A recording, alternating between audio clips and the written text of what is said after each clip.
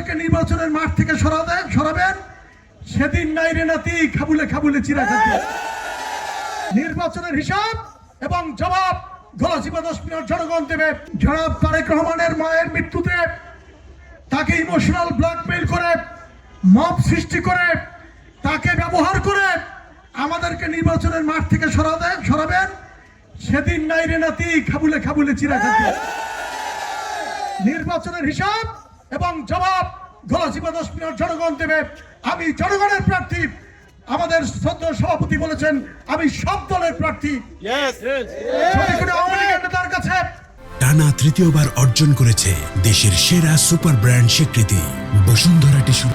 ব্যক্তিগতভাবে আমি হাসান মামুন অন্যায় করে থাকি, আমার সামনে এসে বলে যাবেন এই অযোগ্যতার কারণে তোমাকে আমি ভোট দিলাম না, আমি তোমার বিপক্ষে ভোট দেব, আমি আপনাকে সালাম এবং শ্রদ্ধা জানাবো।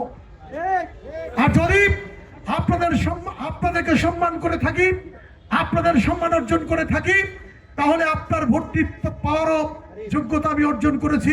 যেহেতু বিএনপি আমাকে বহিষ্কার করেছে, সব দল আমাকে ভোট দিবে, এটাই স্বাভাবিক নাকি? আর বিএনপির নেতা কর্মীরা আপনারা দীর্ঘ 17 বছর লড়াই সংগ্রাম করেছেন, দীর্ঘ 46 বছর ওই গলাচিপা 10 মিনিট কার্যত বিরোধী দলে আছেন।